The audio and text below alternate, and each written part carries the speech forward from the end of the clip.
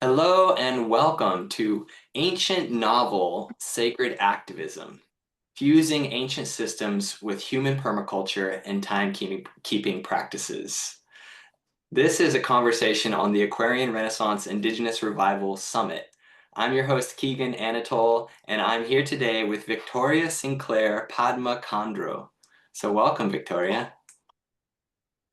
Thank you so much for this opportunity, Keegan. Deep gratitude for what you're doing. Yeah. Thank you for being here. I'll just share a little bit about your background. For over 35 years, Victoria Sinclair Padma Khandro has been keenly participating in temporary, autonomous, intentional, alternative, grassroots, indigenous, and spiritual communities.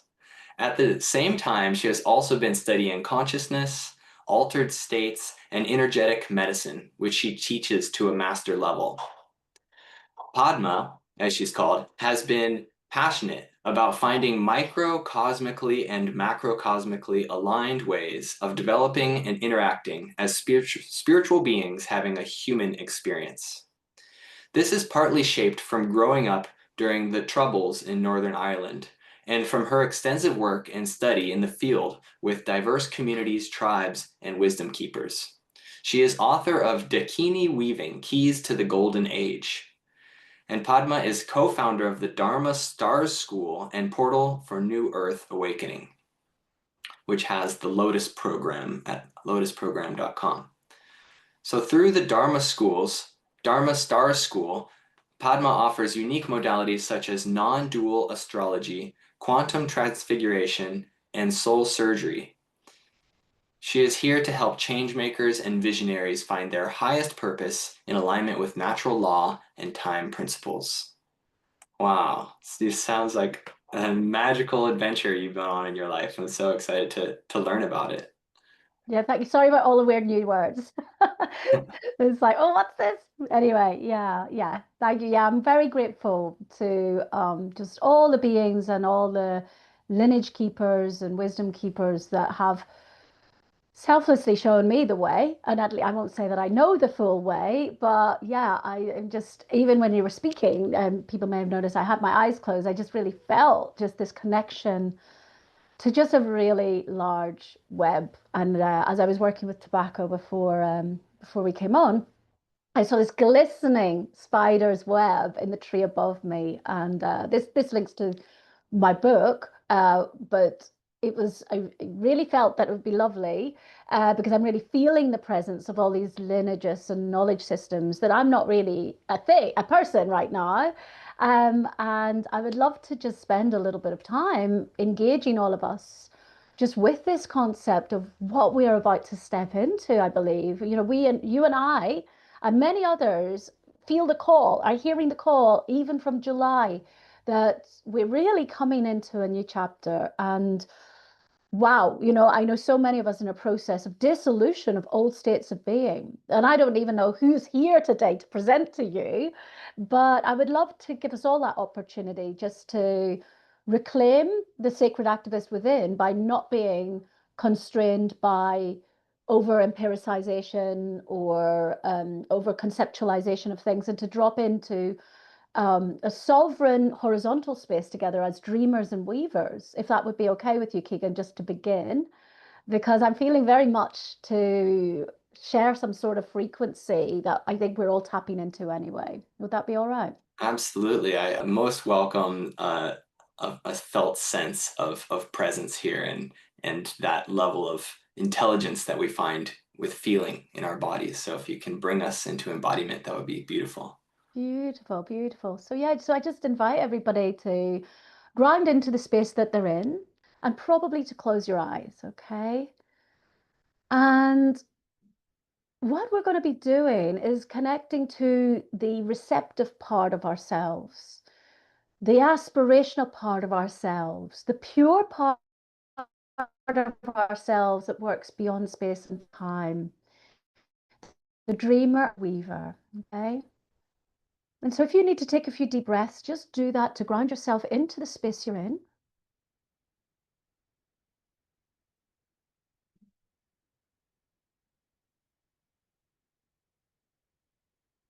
And And for us all to just spend a little bit of time focusing on the heart and letting the heart connect to the heart coherence of Keegan and myself.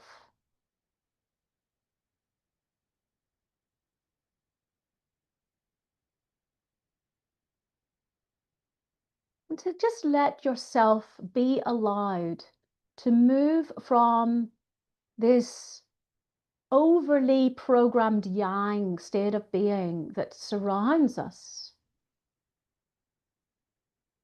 Allowing yourself to reclaim the primordial energies that we all used to tap into, which many people call the grandmother field. And with that, I want to give gratitude to the traditional owners, ancestors, and ancients of the lands we're in and the lands we're from, connecting to our higher selves, our monad selves, and our avatar selves to be with us in the ever-present now, as we connect across space and time to the primordial wisdom and the Dharma that is there for each of us as a pure essence being.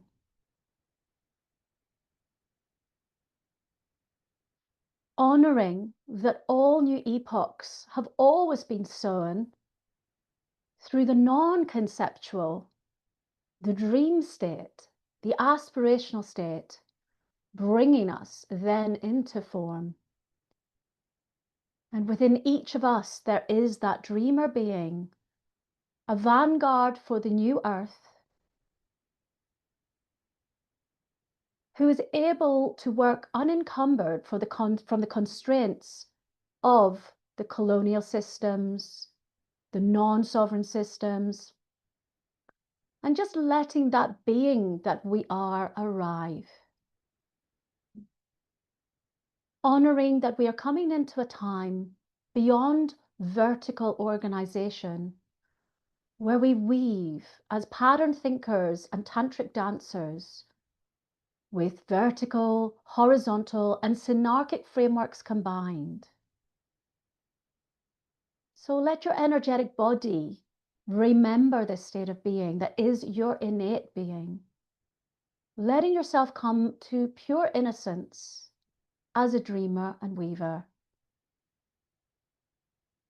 And I'm not going to speak for a minute to let us be in that non-conceptual, heart coherence access point to the multidimensional field, honoring the Dakini within each of us, the non-conceptual sky dancer who demystifies over-intellectualized frameworks and comes into a higher essence of spirit being to bring about change.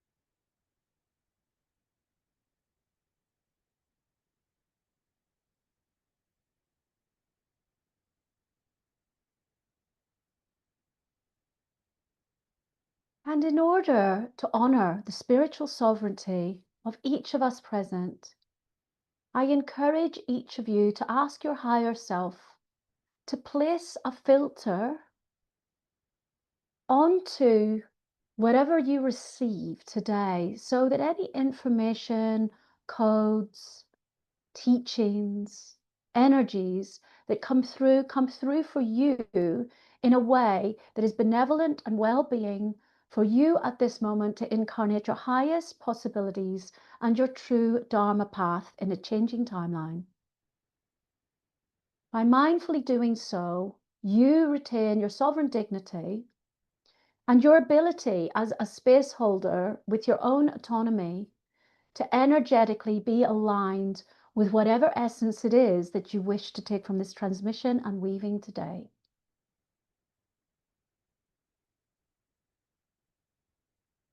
Giving gratitude to the opportunity to weave with all of you, giving gratitude to the wisdom keepers, the lawmen, the Dharma teachers, the elders, the visionaries, and those we do not see who are all here helping us to come to this amazing milestone in our evolution if we choose to walk through that portal and to step forward in diligence and humility.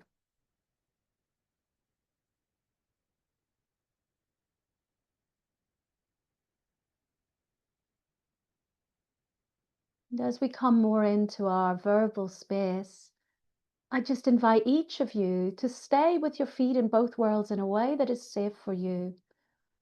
Because receiving transmission is often better than taking notes the first time round. And so if some of this comes through as a transmission for you, let it upgrade whatever is needed of your cells, your body, your being across space and time to help you to realize and remember your true path in this changing timeline. Gracias, gracias, gracias. Space is now open.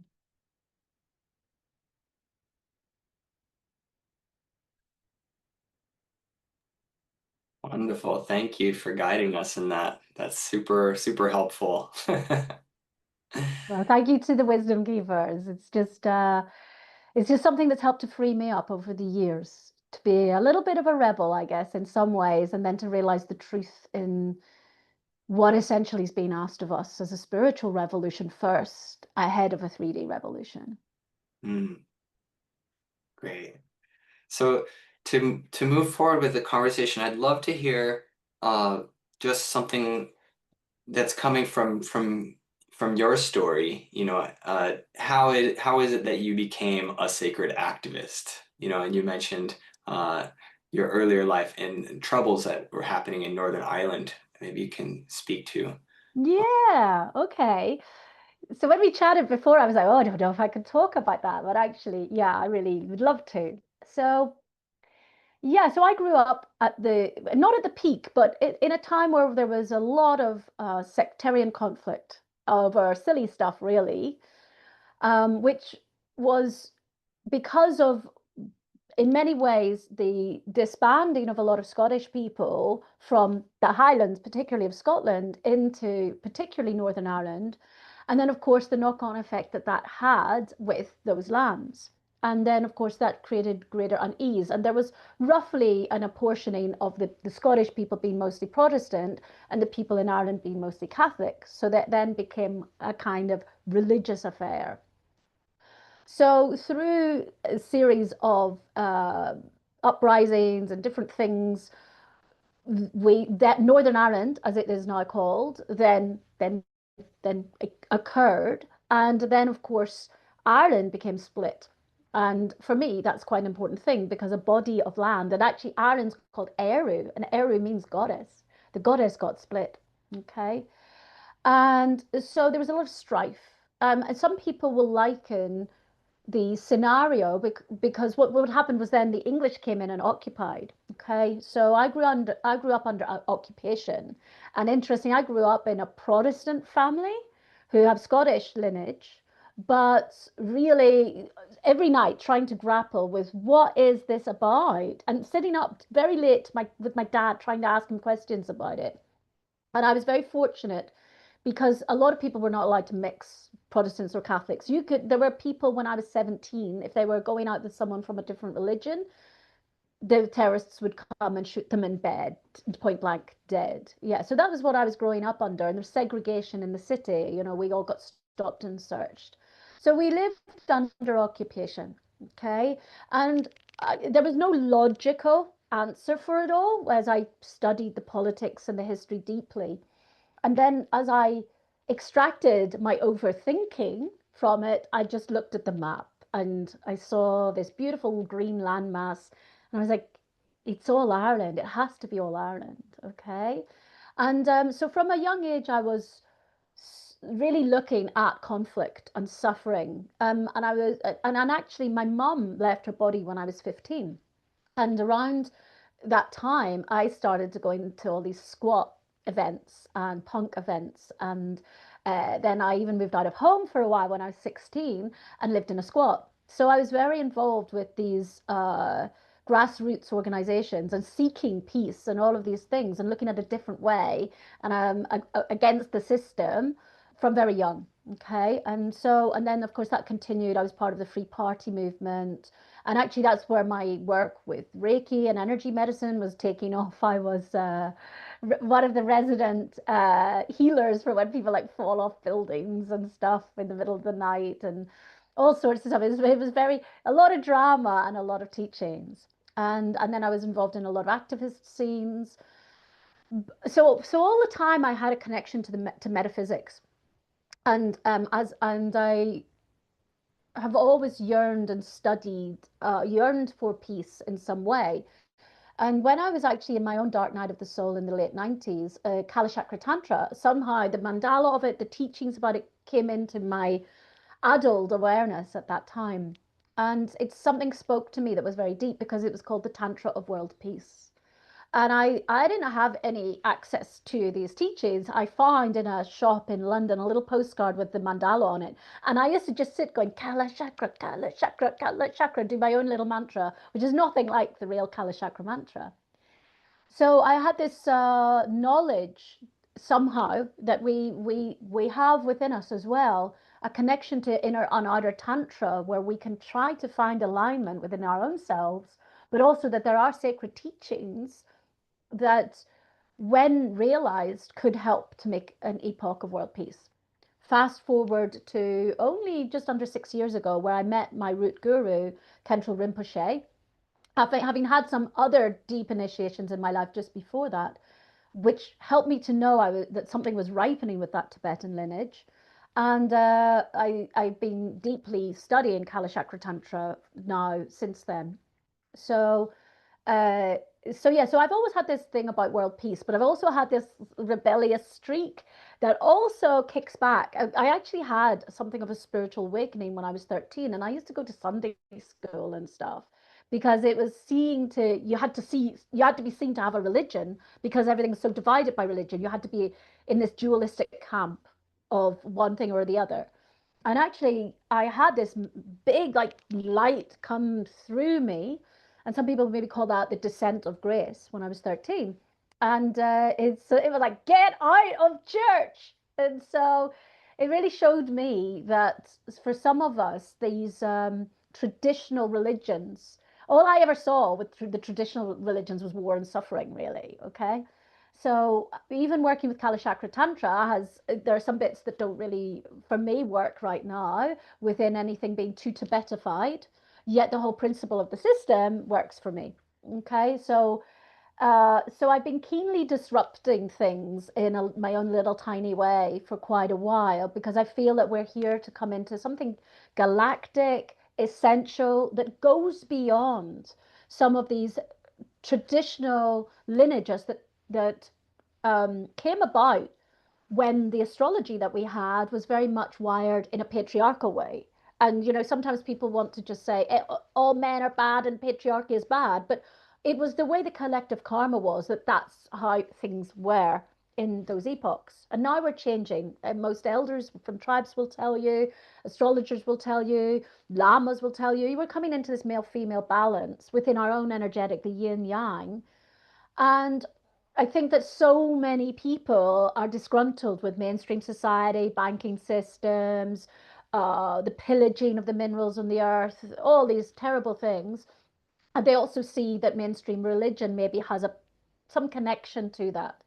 And so when I did my doctorate, which was about looking at occupation and the psychological effects of occupation, it ended up being a work on trauma theory. And I guess through all of these things I went through, also an analysis of just where script-based religion started to confine people to make them disconnected from the God, the innocence that they hold within, And actually that this thing of religion being performed upon us, the poor little beings, the poor people who are not holy enough, that something very deep has been changing, especially in the last 6 months, where a lot of people have been going through a lot of very deep shame. And I had to go through my own little journey with that. And I found that it was actually this glitch that we have somewhere where religion being done to us and us being subservient to us was this grand disconnect from us being potentially God realized, and us all having that innocence and pure essence that we're to step into in this time. And so, what I'm seeing is a lot of us have these ancestral wounds that we have to move through that are sitting in our template that need a little bit of tweaking so that we actually become that sacred activist because we actually believe we are sacred and that it's not that spirituality isn't just done to us. But of course, with that come quite a lot of tweakings of things like the ego, because the wounded ego, especially in things like the new age scene, they come up as very egoic. And so I've learned a lot from being on quite a path with a Vajra master, which is real like truth medicine, which is there to really humble the ego about the importance of that, and that some of that's really missing in some of our societies in grassroots communities. And so, yeah, I think we have a lot of real potential right now where we're igniting that spirit being we all are. But also, there are a few little things that I think we could learn from traditional owners of lands, wisdom keepers, Dharma teachers that would help us on our way. And I think this is something before I maybe hand over to you, I want to say is that the teacher I've been working with, Khentrul Rinpoche, as a Kalachakra master, he's also holding the unbroken lineage to the pure land of Shambhala, which has a very deep mystical connection to the earth realm as we understand it, that's important for our evolution. That has been documented by expedition explorers, even the Nazis are trying to find it. And Khentrul Rinpoche is a lineage holder of an unbroken lineage through to these Shambhala teachings, which come through in their essence form as Kala Chakra. And so we have these beings who are here holding these seed teachings. And what we often have with people who are younger or, people like me who are little punky people is that a lot of people think they have a kind of wake up and they want to, or they get into conspiracy theories in a really big way and they want to get rid of everything that we have on in the framework. And it's about finding a middle way because actually there's some good stuff and we have these pillars, these wisdom keepers who are holding pristine knowledge, but it's coming through in a different galactic frequency now. And I think that's what's rising in a lot of us is this feeling like it can't just stick that way. That's just we're all mongrel people in a way. We're not the pure bloods of an indigenous tribe. And this is the rainbow tribe prophecy is that we have things to bring to the table. Just like this awakening I had at 13 was like, get out of church. Okay. And there's something that's awakening in all of us, but we have to make sure that that doesn't disrespect the essence of what the lineage holders hold, but then we're also able to bring down something. So that's something that I see that's something we need to balance in these times to not just do away with everything. It's like, okay, everything's got to collapse and it's all about cryptocurrency now or whatever. We have a lot of co-inquiry, I think, to see what natural laws and principles have a universal implication for our human condition, the way we're showing up with our karma right now. Wow, yes, I definitely agree with that. It's a process of separation, right? Well, it's a unification, but also we have to discern like what things are serving us and what things need to be let go of. And I love how you had this strong spirit within you that just said, I'm gonna awaken, I'm gonna make my own mantra before I don't need permission from anyone. I think that's such an inspiration for us with this huge cultural meme that so many people are under of being ashamed, of feeling like they are unworthy, that they have to look to the authorities that are not within them, but also we have authority within us. And so we're awakening to that. And you are clearly a pioneer and forerunner on that trajectory for all of us. So thank you for your life and you mentioned this Shambhala and it reminds me of kind of what really triggered my my early spiritual awakening. Like I had been into the martial arts, and that's how I was first exposed to meditation.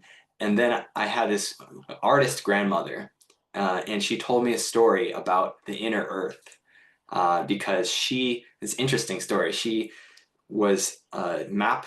Uh, she was working in cartography during World War II in Washington, D.C., and she was in the Navy, and she read this document that was published that was the flight log of Admiral Byrd, who had flown like over the North Pole and somehow flown inside this hole, or he had flown through a dimensional barrier, and he wound up in this polar but not icy realm that was like lush, and his plane was landed by a tractor beam by this advanced civilization, and he met advanced beings that were in this parallel reality to us here on the earth inside it. And my grandmother read this phenomenal story, and then she actually had the chance to meet him in person and talk to him about it. And she told me that she felt like he was telling the truth, like it was a genuine experience of entering this parallel dimension, sort of like a Shambhala in Earth. And I found out later it was called Agartha, and that story was really what triggered my desire to have a daily meditation practice, to explore and discover this spiritual reality, and see what more there is, like how I might one day also meet some mystery civilization, whether inside the earth or coming from the stars, or maybe right beside us, just vibrating in a different wavelength. And so I wanted to share that. Um, and so I also want to ask you about your extensive work, studying consciousness and indigenous science. What are some insights that you've discovered that you feel would be super beneficial for people to explore for themselves as well? Thank you, Keegan. I just want to really presence that beautiful story and just these beautiful things we have that happen when we're young that are going to bring the magic through to us to never forget. And how very fortunate your grandmother was, because we have this time where so many records are missing of, why are the pyramids there, all of these things. And there's a lot of pain around that. So to have a grandmother who has had contact with one of these people is just absolutely amazing. And we all do, if we are receptive to it, we all have these little shards that can help us to remember the magic. Because as you say, I think we are really truly, we're coexisting in more subtle, the more subtle parts of us are coexisting in weird and wonderful ways with all sorts of beings. And I feel that this is this age of becoming more subtle that's really about this earth shift that's upon us. And so yeah, some laws. So I already did something with us at the beginning, which was to drop into the dreaming before the doing. Okay. And this is, you're an advocate of human permaculture, as am I. And if and so yeah, I'm going to weave with both of these, because you know kind of what the first permaculture principles are. What are they, as you understand them?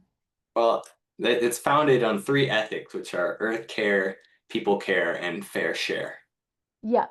But so, and I can't remember if it's David Holgram or who said it, but I think the first stage is the mapping and observation. Okay. Yeah. Yeah, there's also a meme that says the three first rules. The first three rules of permaculture are observe, observe, and observe. This one. Okay. So this is where I see that we really need to drop in. And this is very much it's this stillness, and the observation creates great accuracy. And also, as we both know, permaculture is actually about doing less work. If when we're in a naturally regulated system, we're honoring biomimicry. We're seeing how nature also self-regulates in different ways. we actually can have a better life. And so for me, what I see is in this over yang society that predominates in many areas is that people are just running around creating more chaos and more karma. Okay. And if we want a spiritual revolution, because if we really want to create a timeline shift, we have to be accessing higher consciousness. And that requires cultivation for most people. And to have sadhana, you said, your inspirational story made you meditate more. It's these practices that are actually going to help us to create field change, because then we tap into places like Shambhala. So if we're all busy running around like chickens with no head, we don't have the conditions to have this accuracy. And this is something I learned from the 3D grandmothers, who also, some of them had a very galactic form, especially in places like the central desert of Australia with the Pitjara tribe. And I would work with some of the holders of the songlines west of the waterholes west of Uluru. And we were, asked to organize camps for these amazing beings. And people would come and go, what's going on? Nothing's happening.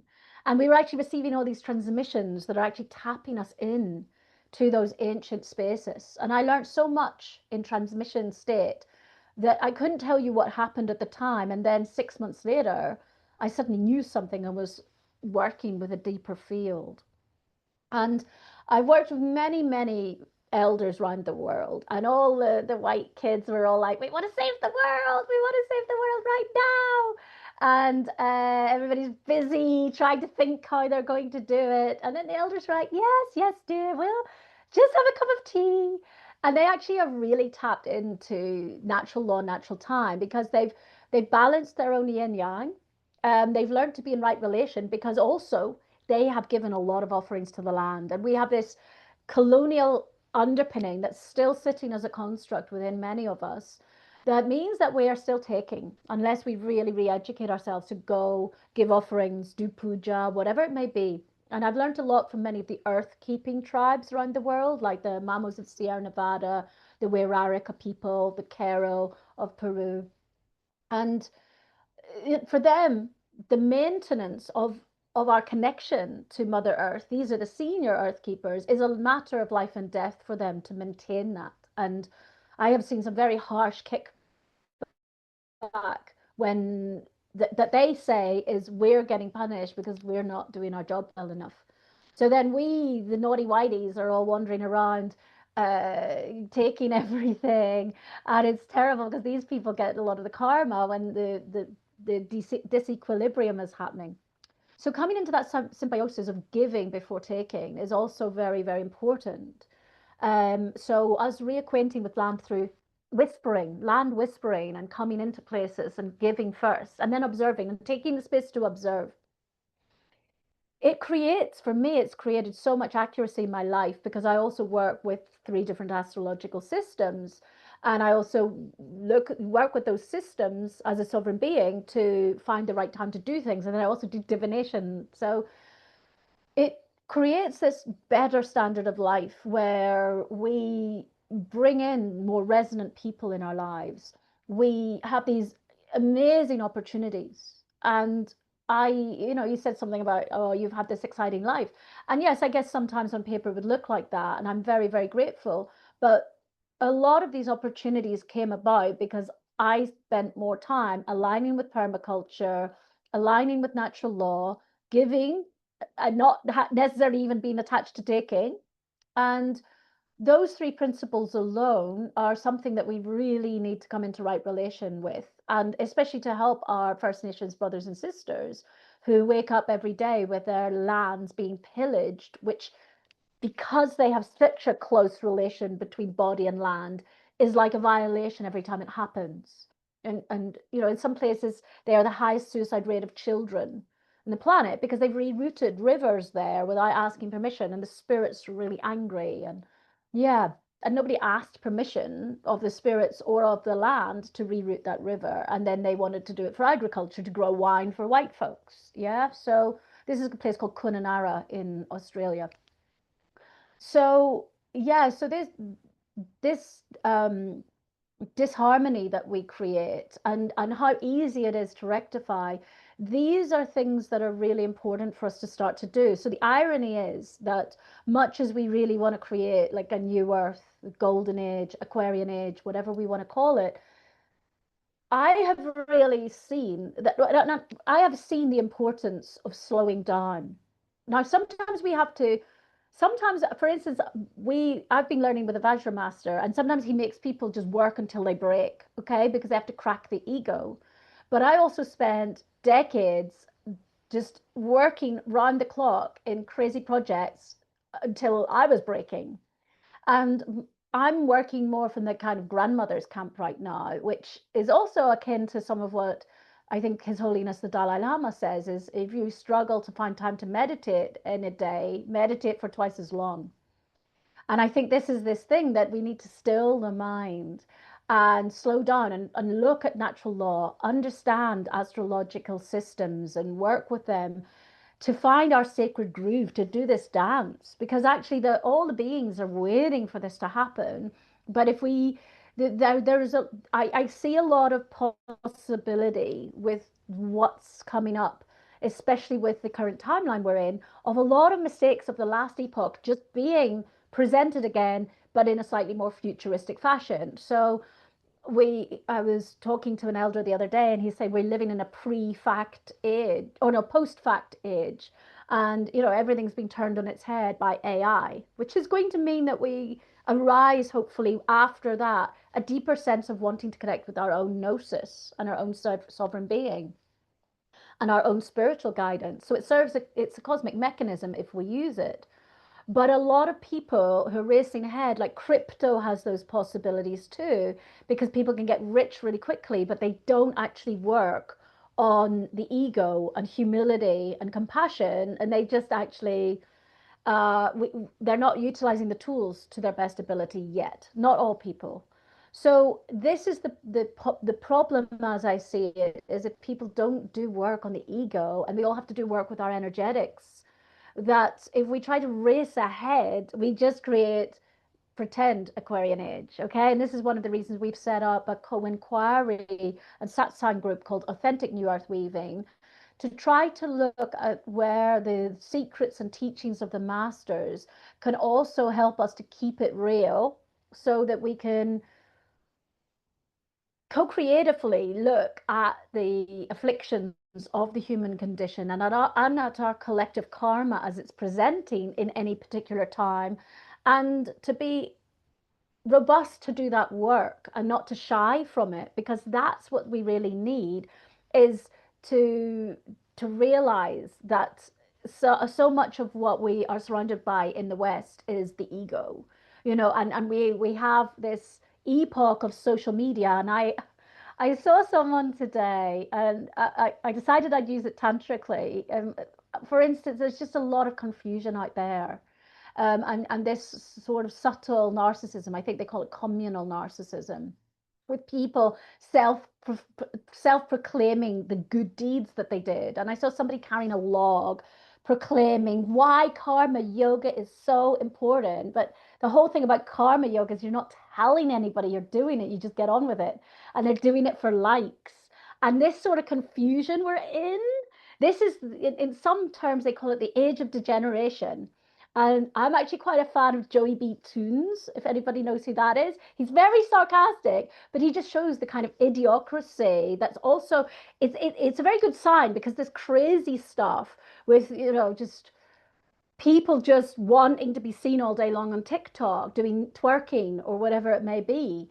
And this stuff that's rising to be purified in many ways. But this kind of wrong view that we have, where everybody's wanting to show off about, look how humble I am and look at the good deeds I do, and actually calling it something that the ancients have always known about, which is this selfless service. But selfless service isn't an Instagram opportunity. Yeah. And so we have these little things that are sitting, but everybody, like, this is this thing that it's slippery. Okay. And I see you shaking your head, so I want to hear why you're doing that. But this is where people have to be very careful, because we have terminologies like karma yoga, and if a person really looks up what karma yoga is about, it's not really about showing off and trying to tell everybody how humble you are. Okay, it's kind of a little bit off.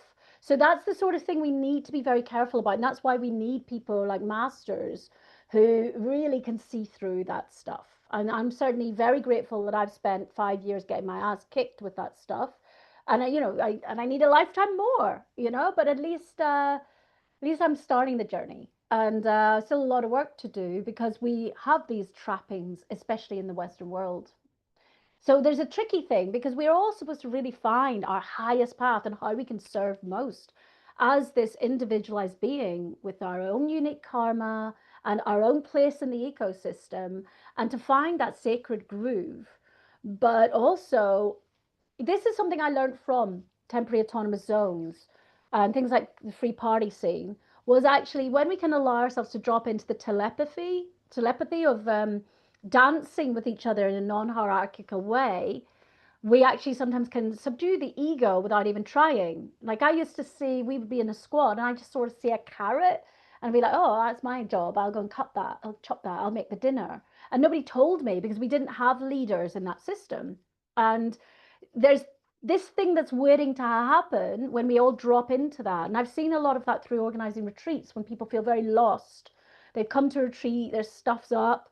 And actually, when we let everybody maybe do an hour in the kitchen, they suddenly feel like they're part of something. And actually, their telepathic antenna lights up. So there's these little things. And that's why I'm sure you've got a lot of experience working in community and maybe seeing when we drop into that bit where we're all just finding our groove. That interests me greatly for these coming times, how we can do more of that.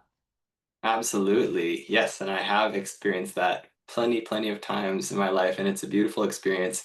And how you mentioned artificial intelligence, I was thinking, well, it's not just something that has arisen as a product of our technology, and us working on computer programming. Actually, artificial intelligence is ancient programming in malware, right? That we have within our minds, right? We have natural intelligence, which is like you're speaking about, this connectivity, the natural harmony that arises, leaderless kind of, or when the appropriate leader arises and you have communication. That's nature, is a flow of communication, that all the beings have their role and their specialty and their beautiful gift to make a unified whole, and that fulfills everybody. And so to, it's a process that we're going through of getting rid of this artificial intelligence programming that we've had running in our consciousness, so oftentimes beneath the level of our conscious awareness. And all these practices that you're working with are, you're helping you to tap into that, and to bring consciousness where there wasn't any before, and to be able to rewrite the programming so it's actually in alignment with natural intelligence.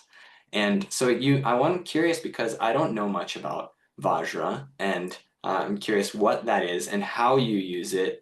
Does it relate with the astrological systems that you use? And what's your process for using these? And then if you would like to share with us, what are some of the possibilities that you see based on your explorations with these technologies?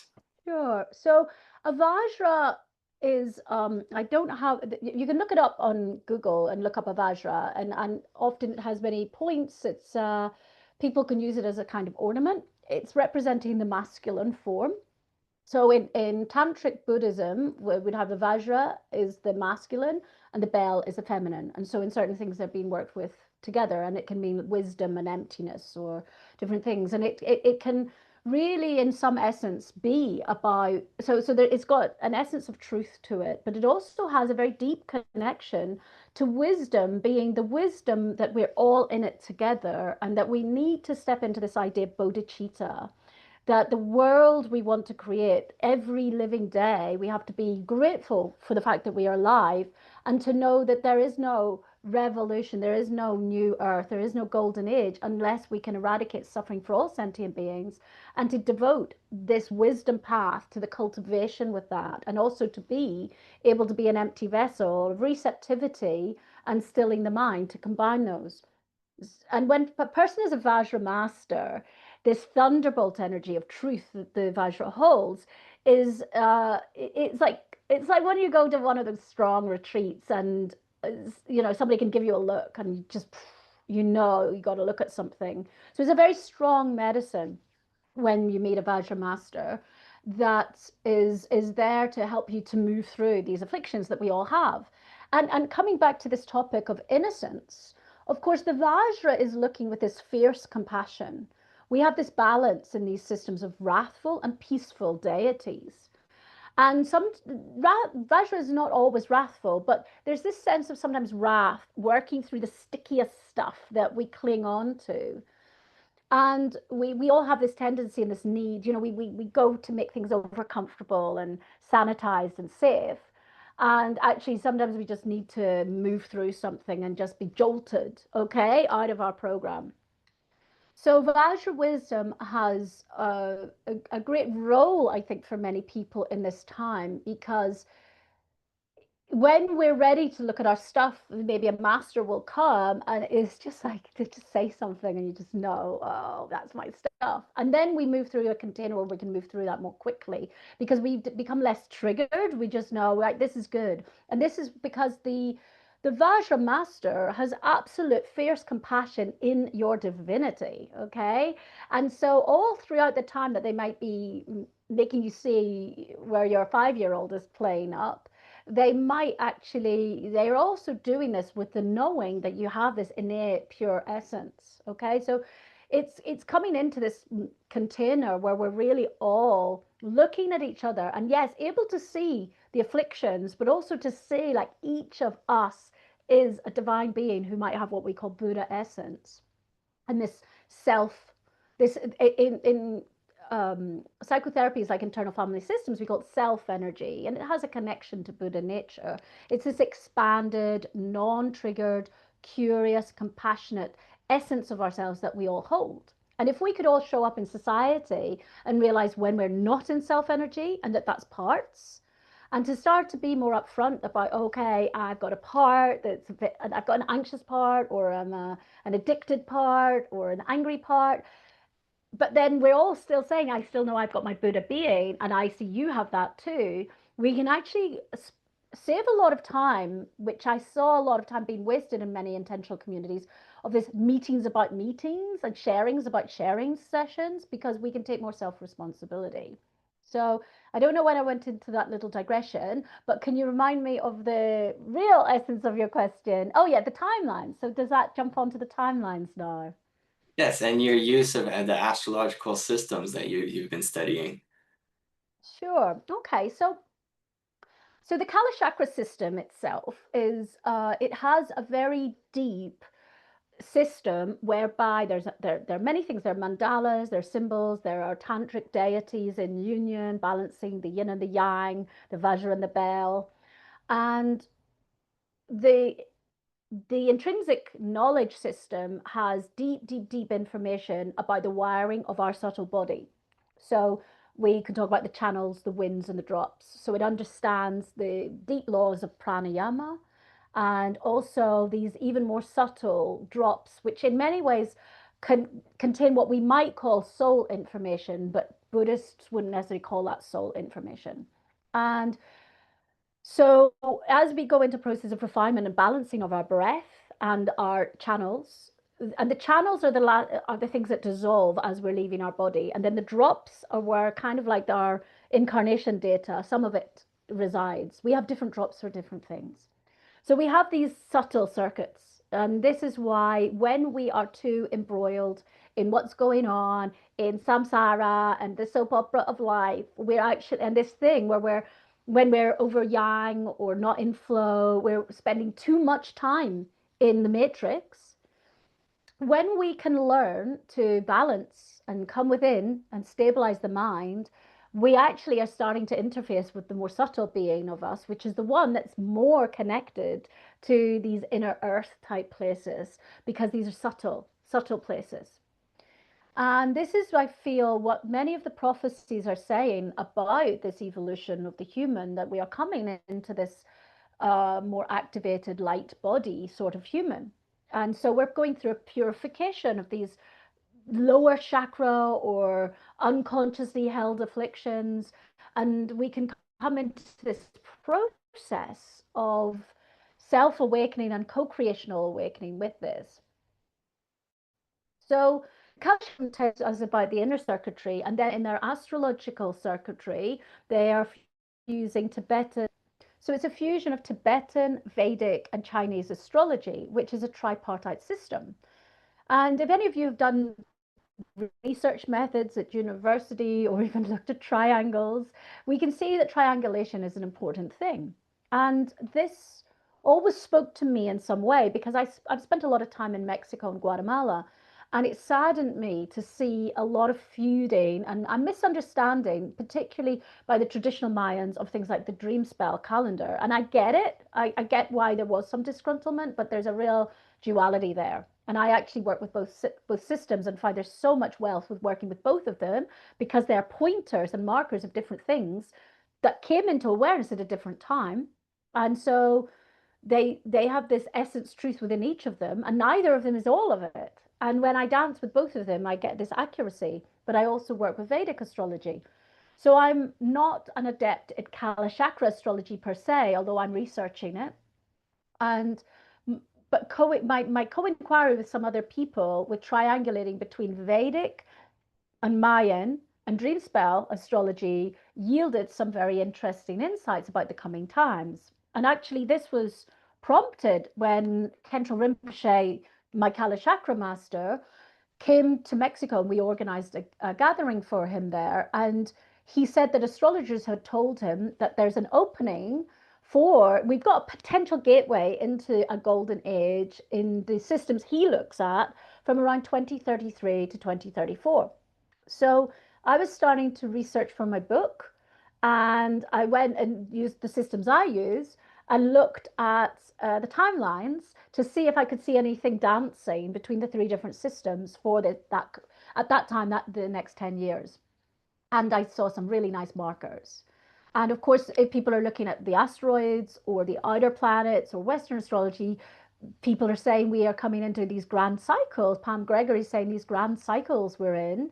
And yeah, it's all converging to say that we're coming into something very special if we choose to enter it. It's not like we can be complacent. We have to all step up with diligence and devotion to this group energy and this co-creation that we want to be in. And actually, even in Vedic astrology, which for me holds a lot of soul marker information, the karmic nodes just changed around 2 weeks ago exactly, at the time that we're making this. And we are now on a Leo Aquarius axis, which is all about new ways of leadership, creative ways of working with leadership with the children, systems, all of these sorts of things. And Aquarius is the unconventional change maker and wants to enhance and work upon new technologies, community, disrupting old systems. And we have a lot of markers in Western astrology within Aquarius as well at the moment. So we have these openings that we can dance with, but we have to dance into it, and yeah, it's not something to be necessarily complacent about, I would say. Yes, I know there are three steps in the process of bringing something into manifestation. You have to believe that it's possible, you have to perceive it happening with your visionary capacity, and then achieve it with the action that you take moving forward. So thank you for reminding us, and for for bringing us into embodiment. It's so important that we take these possibilities and we bring them into this realm. That's ultimately, from my view, the task that we're here to carry out, right? To express and create. And I want to ask you also about, I know you have a background in the healing arts. as do I. And what is the role of the imaginative capacity in healing, and how can we use it to move forward and to create and step into these possibilities? Yeah, so I believe that a lot of us are now working more and more with consciousness. And for me, I guess if we I like looking at astrology now. I work with a quantum modality that I've been refining over many years, and working with people's karma to help people become mindful of their karma, because otherwise it's like a lot of times people will do healing in a kind of rescuer way. It's a colonial underpinning. And if we are more frugal with when we do the work to actually observe the timelines and know someone's chart and know how their karma is working and help them to see, we'll never be fully healed of things unless we get it ourselves and we have become these pattern thinkers, which is how Indigenous tribes often work. When we can start to see the fractal across the essence of our past lives, if you believe in them, the ancestral field, all of these things, it feels like a lot of people now realize we have this optimized situation. We have Dharma, Indigenous science converging with quantum physics. And we're at a truly wonderful time where these things are coming more and more into the field. People understand epigenetics is a thing. So this concept of zero pointing, how different people will do it, this idea of moving through the fractal of things occurring through our multidimensional being is ripe to work with. We have systems like the gene keys out there, which help us to mindfully approach these afflictions and transmute them, which is all what Tantra is about. It's about dancing with someone and weaving and breaking it up, dancing with something and bringing it up into a more useful way, okay, to take us further on our path.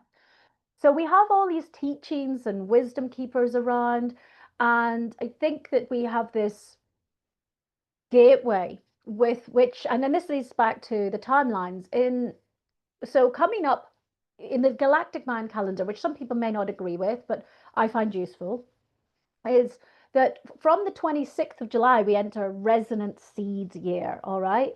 And there's this whole idea, and I think a lot of people are going through old karmic relationships really fast. That sort of, some people are going through like the twin flame thing. And then people are actually realize, there's a difference between a karma relationship and one that's stepping forward into dharma. And in some of Khandro Rinpoche's teachings of Tantra, in terms of relationships, of course, everything is impermanent in the universe. But also, so we have to look at relationships and dance with them in the right way. But if we can come into relationships where we have a shared vision, that's already an augmentation from what our ancestors held, which was often through survival mode. So, sometimes people were just okay, that's the local guy, it's the only one left who's not married.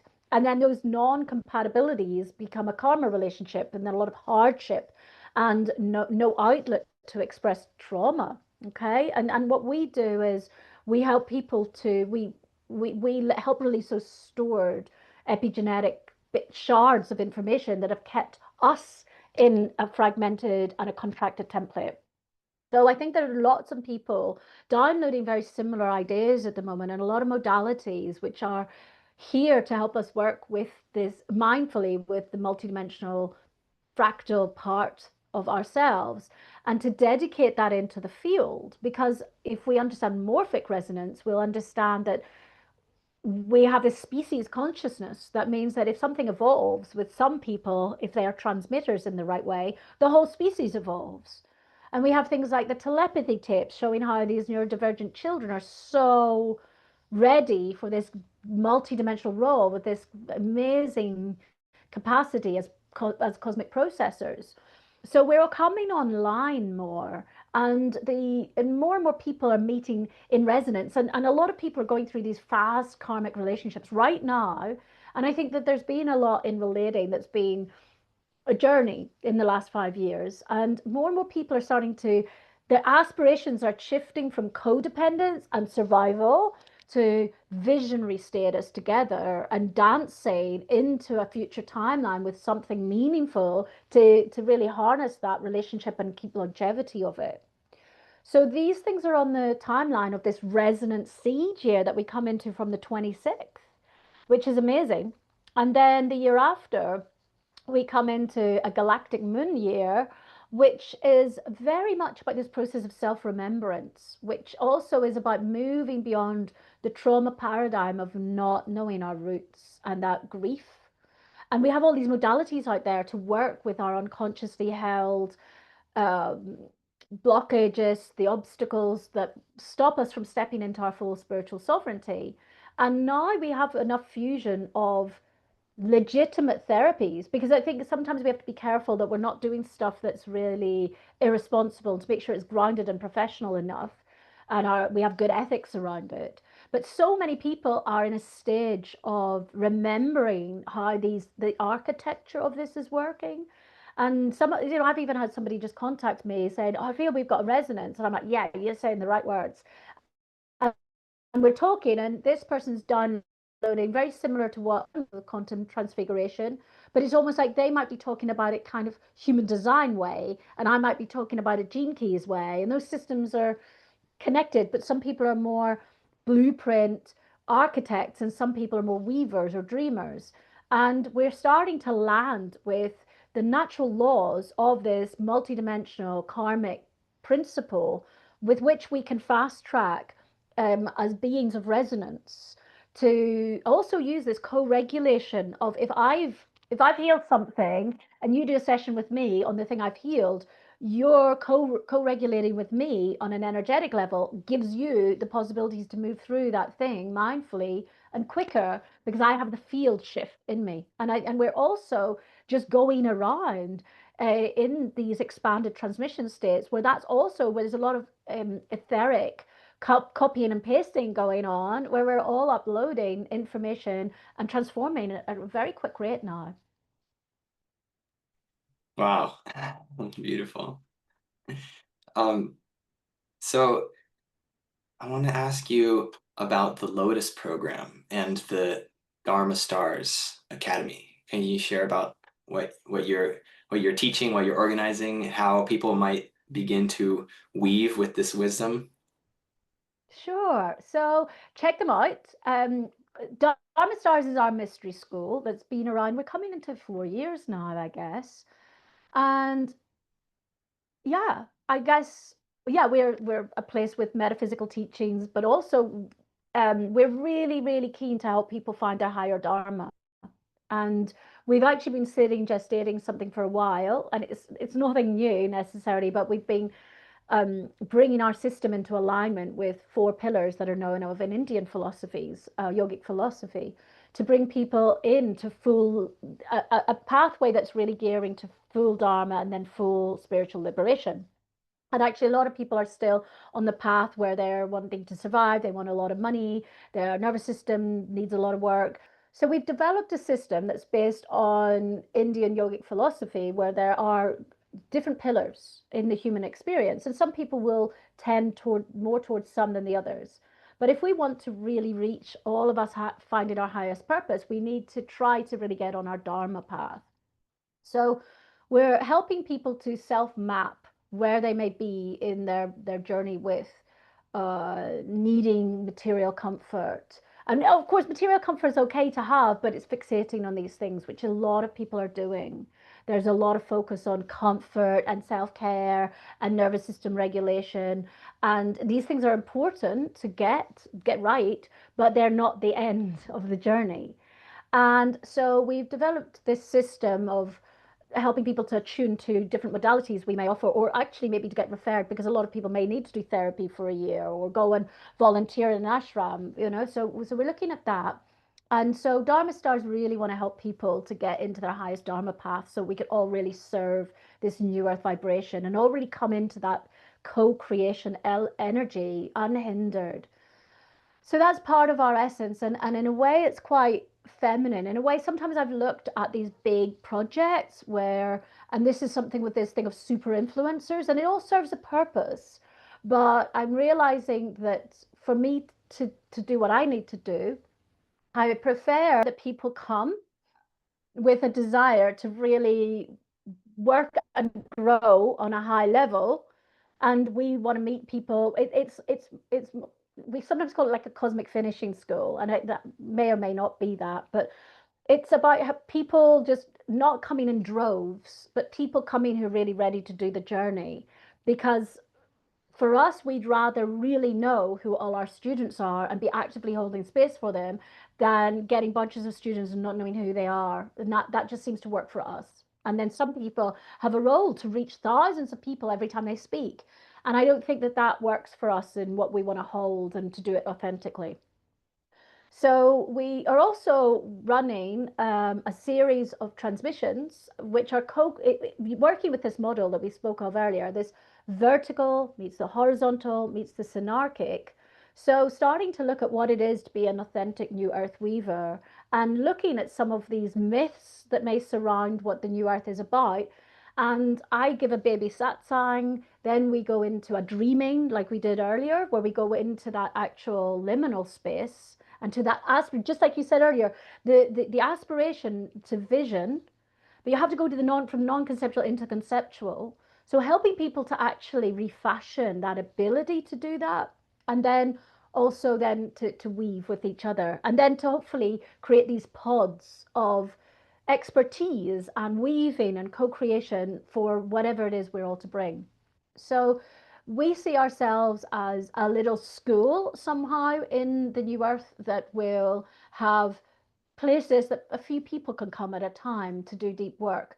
And we also really seek to find resonant people who also are maybe, they've got a permaculture center or they do this. And yeah, we have a good way of understanding weaving and this human permaculture, and we want to help to find resonant beings because that's going to start to become more and more obvious that we need to, those of us who are doing significant work on mapping ourselves, this whole permaculture back to observation, observation, observation is first let's observe ourselves and start to see who we are in this transforming environment. And then it's like this beautiful rite of passage we're all in right now is there's a dissolve. And then in these next months, there's the self, the who am I coming out of the chrysalis is happening. And then it feels like this homecoming where we all start to be like, oh, I do this. And we start to really come in without all that in all those lower vibrational things that we've been holding on to. We're in a massive dissolve of a lot of that just naturally right now.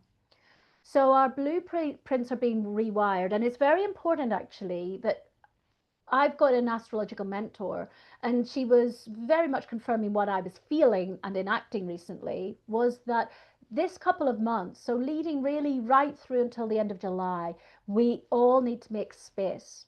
And in Vedic astrology, we have the North Node in Aquarius, which is an air sign. And so creating space to become bigger and more essential is very, very important. And a lot of endings are happening for people, but without animosity. And then in a few months, we're going to be starting to have these new people coming into our lives and this resonant frequency that we, as our higher energy, it's like as our vertical, our horizontal, our synarchic starts to kick in more, we don't just meet people because they're an influencer or they're super rich or super powerful, but we're really working because our energy bodies are bringing us in this healthy magnetism. So it's a really good time to do the work right now. And there was something else. I don't know. Channeling. Who knows what it was? Oh yeah, then Dharma. So Dharma Stars does that. Lotus program. I've kept on because it's a website that shows a little bit of some of the work I've done over the years. Because we just put our offerings on Dharma Stars. And Lotus program's interesting because I started working with the Lotus archetype like 2016. It was coming in as something strong. And I already served Blue Lotus. I've quite a long history of plant medicines. And yeah, and then the name that Khandro Rinpoche, my guru, gave me was Padma Khandro, which is Lotus Dakini. And a lot of my work over the years has been about really understanding the sludge, the trauma story, and moving beyond that, understanding our karma to help us flourish as this transcendental being. So to have this master see that lotus energy, just I just honor that because I really believe that we all have this beautiful opportunity that even what seems like the most terrible points in our life to actually utilize that in our journey as the sacred elixir to propel us forward. So yeah, so that's just another stage of our offerings that we put there. Yeah, so we have this authentic new earth weaving program that we're really wanting to magnetize other dreamers and weavers to start to come into exploring these things together. And that's a relief for me because I sometimes have to put my stuff out like a book, things like that. But I'm excited now because a lot of us are getting to just show up together, which I think is something that our souls have been yearning for, and we're getting really close to that. Yeah. The exile wounds is healing within us all. And so, yeah, and finally, I'll probably be setting up a podcast series because I've met so many amazing elders, and I'm going through rite passage to the 52 in a few months, and feels like it's more for me to give back more to help the so I think it's for me to give back to the elders whose work really should be honored. I'm very excited. And not just elders who are of older body, but also younger visionaries. And so I'm also going to be starting to just bring some of the cool people that have taught and shared amazing things with me onto podcast, I believe. So yeah, we just really want to help people to all weave. And I think that's very much what you're doing, Keegan, as well. And so I'm really grateful to you for your feeling the call to make this symposium. Thank you very much. I really appreciate that. And I see you and I'm excited for everything that you're creating. And I understand that you have a gift for the viewers of the summit that you want to Yeah, share. little, yeah, little gift. So I'm not going to ruthlessly and mercilessly plug my book, but it was written in a nice way, and it brings together a synthesis of knowledge from many of the different systems that I've been fortunate to study. And so we have a little chapter of that book for you, which is on natural law, Indigenous science, and Dharma to help very much understand some of the principles and the laws and these universal truths that can help us to navigate through 3D better. Because it's back to permaculture. If we conserve energy, we obtain a yield in the right way. If we actually are just spotting when the human has to do the thing, we actually have more time to cultivate, to make new society, to thrive, to have an abundant spiritual life. So there's a free book coming with a little baby pack about what we do also around that, so that if you feel resonant with us, if you feel the call, we are around and we've got signposting. But we also recommend that people maybe read the book because it's